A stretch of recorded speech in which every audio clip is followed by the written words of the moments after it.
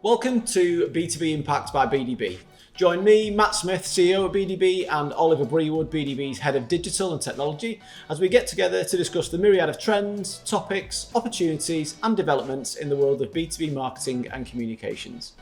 Our aim is to arm you with content, opinions, and insights that deliver lasting and meaningful impact across the B2B community, helping the global businesses and brands we partner with navigate their way through the information and communication revolution. Are you ready to make an impact?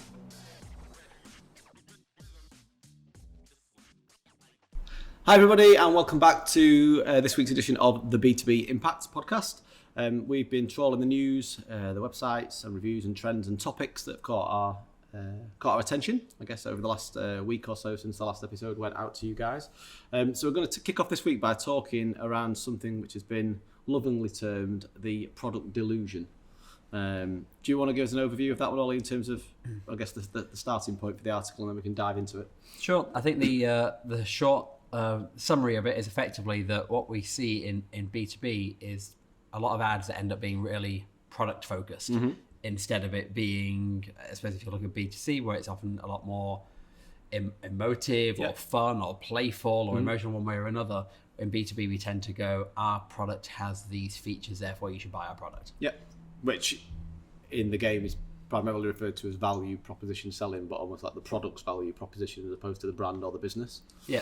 So I think one of the examples they use in the article was around more tech-based brands, I guess, but saying our processor is X amount faster, 80% faster than the market, product-based feature that you're actually trying to amplify to your market, which is assuming that they're in market to buy, I guess, at that point. It's assuming they're in market to buy, and it's assuming that they're kind of in that logical comparison mode, which in general we might like to think of ourselves as logical people, but humans aren't that logical. And I think there's plenty of studies out there that kind of emphasize the kind of the way the brain works, and the fact that if you are going to be going down that more logical route, you're obviously not going to be, often rather, not going to be remembered. If you go down the emotional route, it's much more likely it's something that sticks with you and is more likely to have an impact. Sort of being top of mind, because there's so many more distractions now as well, isn't there? So the chance of actually sitting down and actually completing some research without being interrupted in the meantime, I guess, is almost about driving more, again, awareness, but being top of mind. So, because,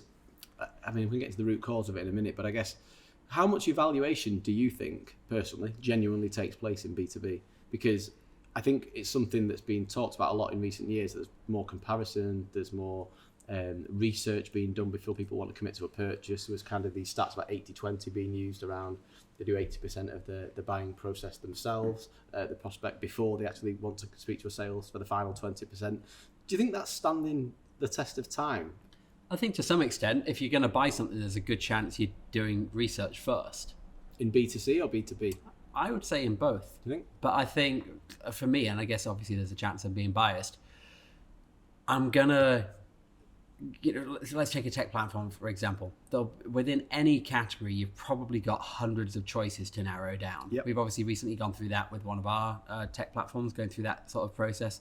And you don't have the time to evaluate them all. You have to pick the ones that float to the top for whatever reason. Yeah. Which I think is then when you get into the interesting fact around, like, well, what makes you float to the top? What makes you one of the ones I've even started to look at? But ironically, with that, the exercise we've just been through personally at the agency here, we ended up going with the top of mind, market leader, most well-known, well-advertised offering. It also happens to be the one that's best fit for us, we think. Yeah. But I don't think there's any coincidence. Yeah, and I'd say if you look at some of the others that we were weighing up when we were making that software selection, then some of the others that we looked at were others that were top of mind because they did a lot of advertising. Yeah. Some of them were because they, scored well, but a lot of them were just because we'd seen ads about them, so we thought, hey, let's have a look at these and see if they compare. Yeah. But I don't know, I'm a bit sceptical about the level of comparison that goes on, and maybe it depends what market and what sector you're in. But I think the article that you particularly referenced also pulled out like banks as an example. So you're quite often not necessarily in market for a banking product, but when you want one, and how much comparison do people genuinely do about over banking products? And I guess it might come down to the individual. This might be a nice hook into some ABM chat in a bit, but in the sense of the individual's aspirations of, most people might do a bit of research, but probably end up going with the more convenient option at the time. And I think in B2B, when you've got longevity in relationships, contractual relationships you're used to buying or distributing with a certain partner, to jump ship and change is quite a big move. And I don't know how much genuine research goes into that, or whether you default human back to that's more convenient. Yeah, I guess it'll depend a lot on the specific situation and whether you've already got an incumbent. I think if there's an incumbent in any situation, you've got a propensity to stick with them unless you know there's a reason to change. Yeah.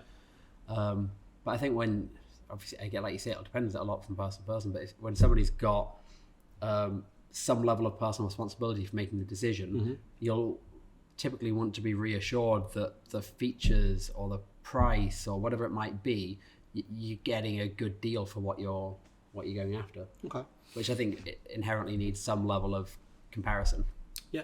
Okay.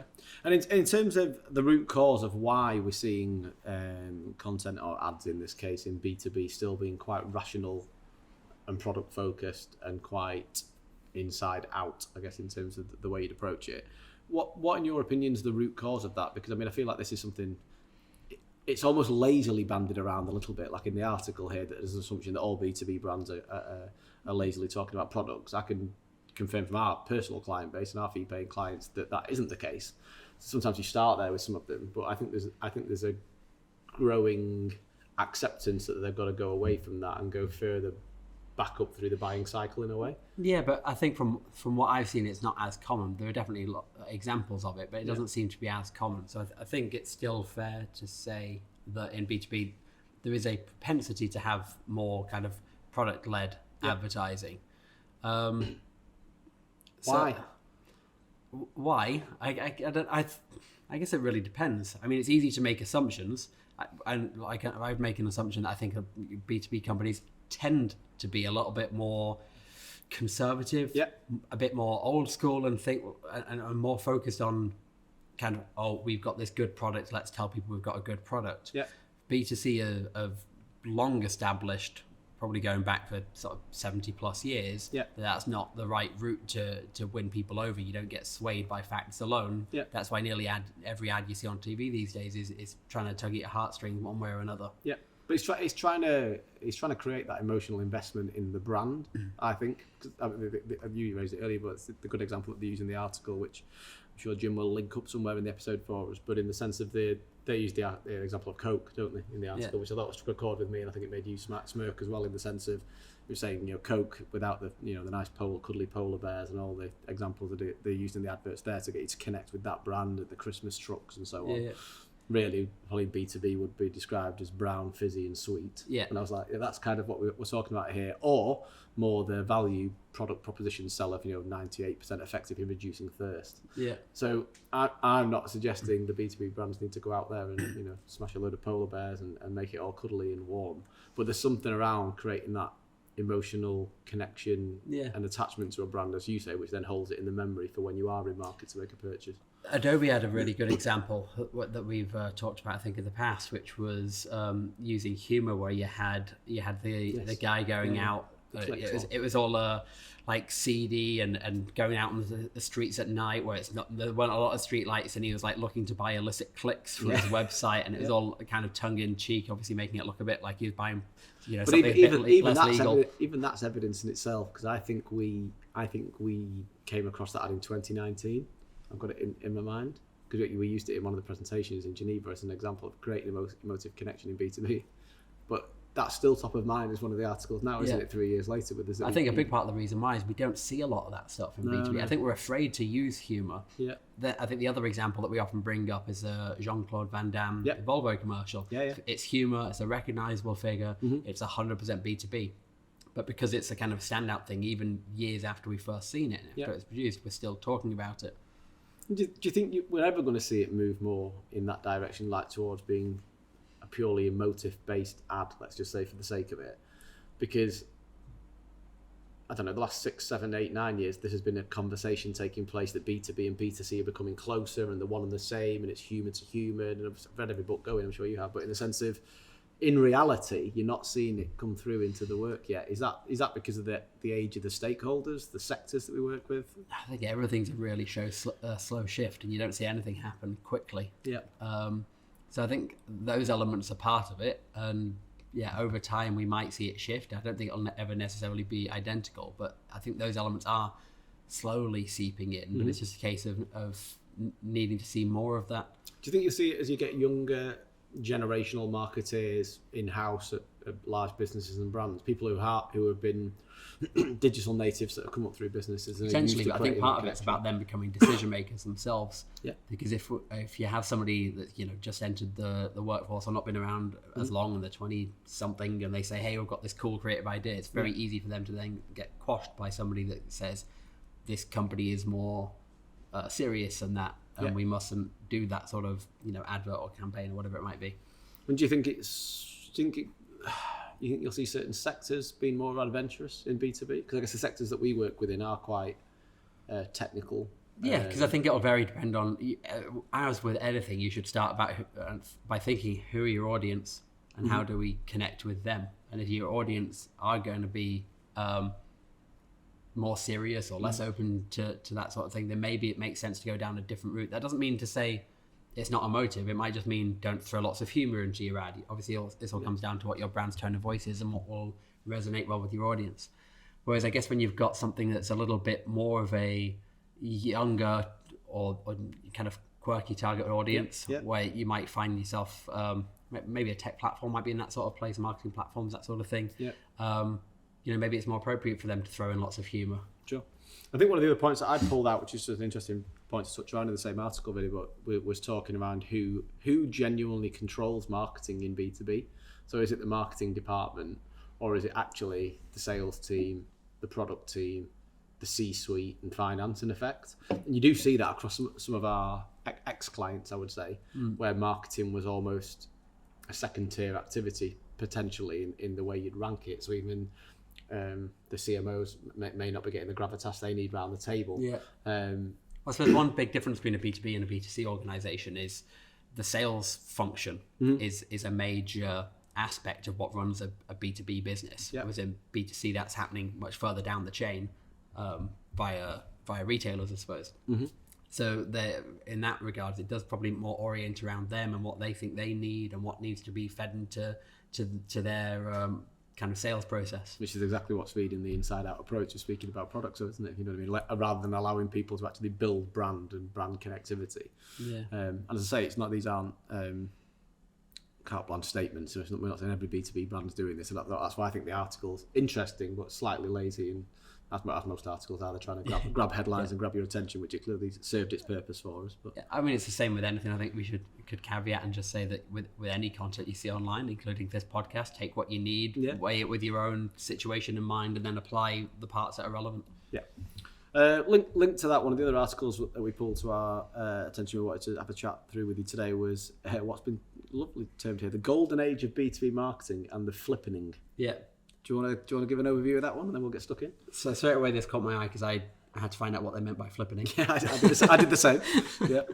So effectively, what they're talking about, the three stats. I don't know if you want to talk about all three. I'll talk about two of them for now, and you can talk about the third if you want. Talk about the one that I don't like.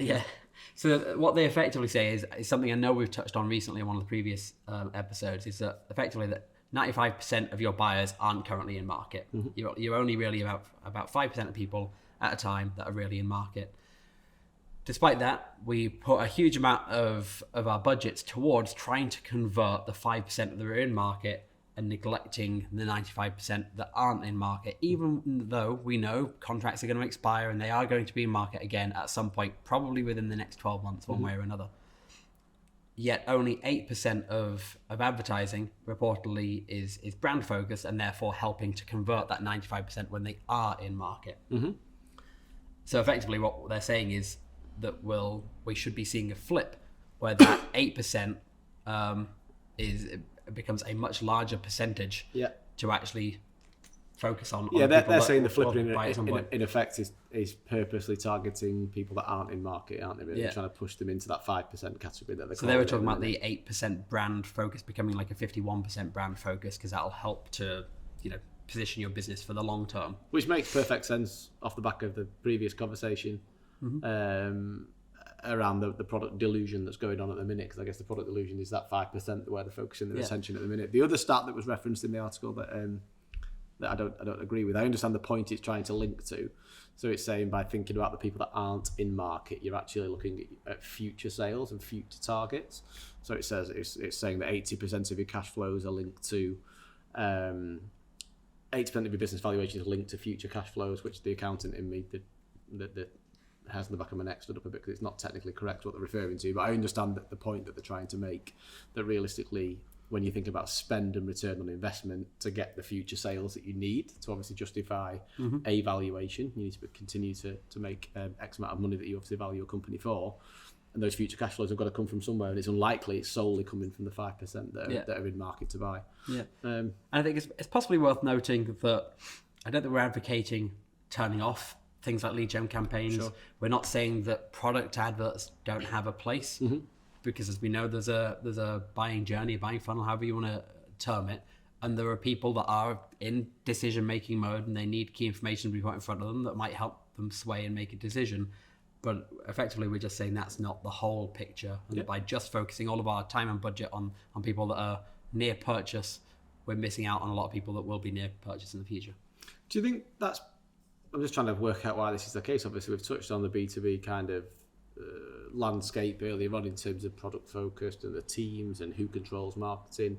But in reality, do you think a lot of the big businesses and brands out there in the B2B space have such retained relationships that they think their stakeholders are always in market in a way, if that makes sense? That they don't. Is there such a need or a drive on big B2B brands to go out and win new business versus maintaining their existing business?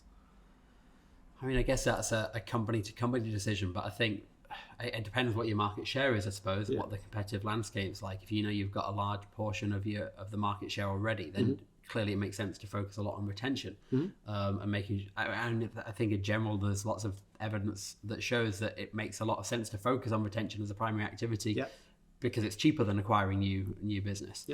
But let's assume that's all in order. Then, if there's still market share out there to be got, then for me it makes sense to be going out there and attempting to win it. I'd also argue it's if you did have that mentality that you don't really need to try that hard because you've established, it's probably a leaky bucket in the sense of if somebody else is constantly top of mind and they're marketing heavily and connecting brands and creating a more emotional connection, or even just they're there continually like a dripping tap, eventually somebody's head will turn and you'll end up losing market share. So when we're talking strategically to clients about protecting market share or their position in the market, you do need to be looking straight across that buying You look cycle. at the likes of Intel, at Coke, and all these people that are market leaders, they don't turn off their advertising because they're already huge. If they did, they'd start losing market share to competitors. Yeah, absolutely. Another point that I thought the article was quite amusing that it pulled out was that marketeers are part of the problem. So in the sense of when you've got creatives or brand owners talking, and I've heard this in meetings, that we need to make people fall in love with our brand and we need to make an emotional connection. And when you're using words like that to C-suites, product owners, finance, procurement, it just sounds like flowery marketing nonsense. So you've got to be really careful, I think, as a marketer of how you sell this in internally.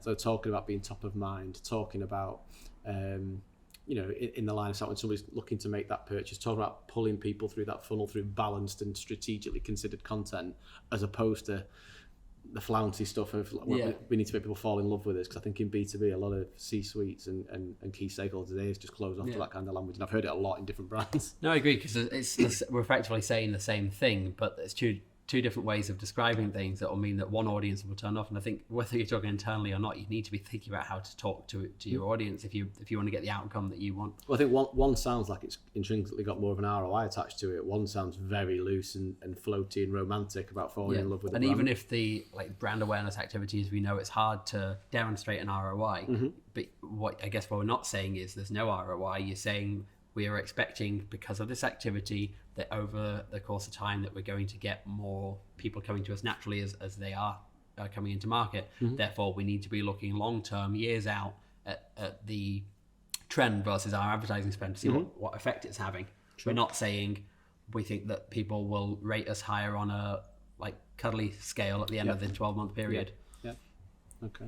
And then tied to that, one of the last articles I was going to pick on before we wrap up, was conscious of the time, was around what's been termed here account-based madness, the new craze in B2B. So for anybody that hasn't come across it yet or hasn't heard about account-based marketing, I'll probably describe it here in the way that the article says you shouldn't, but that's the reality of the situation at the minute. So account-based marketing is a more personalised form of marketing, replacing what anecdotally has been referred to in many articles, the net with a spear. So rather than casting the wide net, hoping you catch some relevant leads, almost hyper-personalisation and personalised communications flow, so the person feels more valued, it's more relevant, and they're not getting hit with as much redundant information, I guess. That's the way I'd always explain what ABM is. Yeah. We've ran a couple of really successful ABM campaigns for clients internally here, so I don't think that explanation is flawed or wrong. This article's arguing in a way that it doesn't work, and that shouldn't be the explanation for it. And I think there's I guess every situation is slightly different, and you need to, again, take things with a grain of salt. I think what they're trying to get to is that you could sit down completely separate to knowing anything else about the market landscape and pick 10 B2B organizations that we'd love to work with, and then we could start putting ad campaigns out there to try and get them. That's going to be intrinsically time consuming, especially if we're trying to find out about the buyers in those different organizations. We don't, bearing in mind, we won't know anything about the structure of those organizations, who the decision makers are. And we can start bombarding them with things that are incredibly personal. It'll help them pay more attention to us, I would expect, because they're receiving something that has their company name on it, or we're referring to them by name, or we've sent them a gift because we've seen what they liked on Twitter, or whatever it might be. So we can do all that stuff, but they might not be in market. We've established 95% of people aren't in market anytime. So maybe it's all wasted effort, and we've spent thousands at least per company doing that. Whereas I guess conversely, what the article's kind of proposing is that you effectively almost take company lists and group them based on their similarities, as opposed to it being... You could argue it's ABM. Depends what level you're doing it on. Well, in terms of... ABM is often described in, are we talking one-to-one? Are we talking one-to-few, one-to-many, etc.? So this is more the one-to, depending how you want to argue it, one-to-few companies or one-to-many individuals.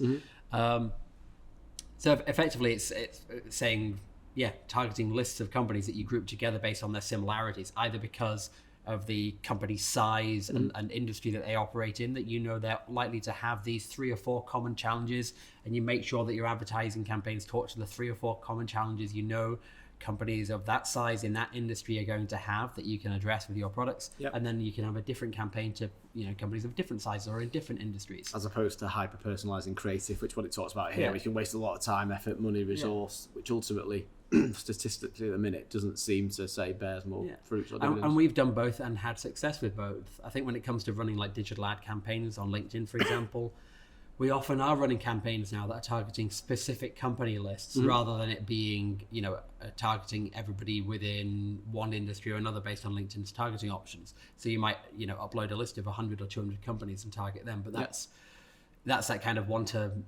few / one to many, depending how you want to term it, type relationship. And we've also gone the opposite kind of side of things, where we have gone down, again, depending how you want to term it, either one-to-one or one-to-few, where we've had landing pages that are targeted specific companies, and they've performed really, really well and got clients, genuinely really good levels of engagement and, directly measurable ROI off the back of it, because they had an innovative product and they were targeting a company that it was directly applicable to. It's, they'd been really careful in the selection of who they wanted to talk to, and they got, direct meetings off the back of the campaign that resulted in commitments for work.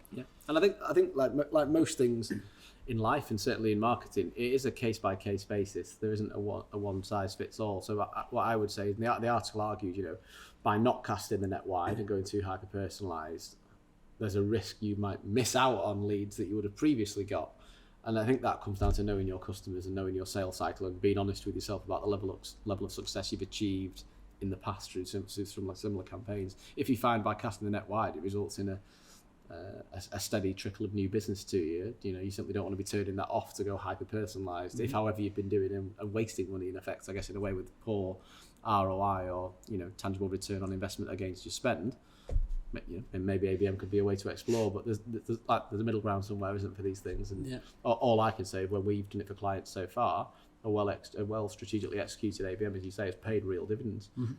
But I think there's a lot of the key learning for us on that as a business and doing it with other businesses and brands is the amount of time it takes, which I guess is what this article is also getting at, that you could waste a lot of time to not get the results you're after. But I would argue if you put the time in and do it well, there's a good chance you'll get the results that you're looking at from what we've seen so far. Yeah. The final thing you were going to mention, Ollie, was Google Analytics 4, which you just left as a cliff edge for me. I don't really know where this is going, but I just thought it was worth flagging in case anybody listening, hasn't been keeping up to date with the news on Google Analytics. Real lovely technical topic, but effectively for years at this point, we've been using Google's Universal Analytics. I'd say I can't remember the exact timeline, but I think we've been on that for 5 or 6 years at this point. Yep. It is being end-of-lifed in the near future. So from 2023, you will be no longer able to gather any data from your websites using Universal Analytics, and you will need to be using Google Analytics 4. The particular reason why I think this is worth mentioning is this isn't just Google Analytics 3 or Universal Analytics with a few added features. It is fundamentally different and will require time investment to understand, to train, to make sure it's working correctly, to make sure that you can actually run all those reports. They're dropping metrics entirely that have been part of Universal Analytics for years, so the bounce rate's gone in GA4. Replaced with something, or do we not know yet? I'm assuming. But off the top of my head, I couldn't say, but I think it's bounce rate in general causes a lot of confusion with people, so I wouldn't be surprised if it's just trying to drop that in favor of other metrics that are more straightforward. Sure. It's also not got a lot of kind of pre-built reporting, so you have to build a lot of custom reports for it to work. And I think it connects really nicely with things like Google Data Studio for visualizing the data that's in it. But all of that's going to require some time investment to get your head around. I think the other thing that's worth noting is if you use Universal Analytics at the moment for like year-on-year comparisons, you need to be setting up Google Analytics 4 imminently, because if you don't have it set up by come July 2023, you won't have last year's data to compare against. Okay. Right. So you lose the actual opening data sets. All right. Okay. Yeah. Sure. Okay. So effectively what we're suggesting is at the moment it's worth setting up a Google Analytics 4 property, running it in parallel with Universal Analytics. You can compare the both of them, so you can see how they didn't both work, and you have time to get familiarized with it. It also means that you'll have already started that data collection. So and is that a drop dead date in 2023? Is that like one's on, the other one's off, if you know what I mean? 1st of July 2023, Universal Analytics will no longer process any further data.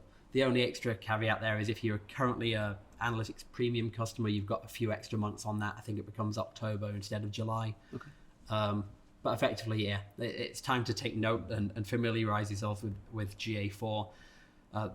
Google Analytics is deployed on over 60% of websites, so I doubt there's anybody listening that this doesn't really apply to, with the exception of the few clients that have gone and invested more heavily in the likes of Adobe Analytics. Obviously, you don't have to worry as much. Sure. Okay. Well, I'm sure that's a topic we're going to be featuring more in upcoming podcasts as more and more news and announcements and revelations are made in that space. Thanks for joining us this week. Hope you've enjoyed the whistle-stop tour of, some of the articles and topics and trends that are catching our eye. We'll be scouring the press and the articles and the media over the coming weeks to keep bringing things to your attention. If you've got anything you'd particularly like us to discuss, feel free to let us know. Otherwise, I hope you enjoyed the B2B Impacts, and we'll see you next time. Thanks a lot.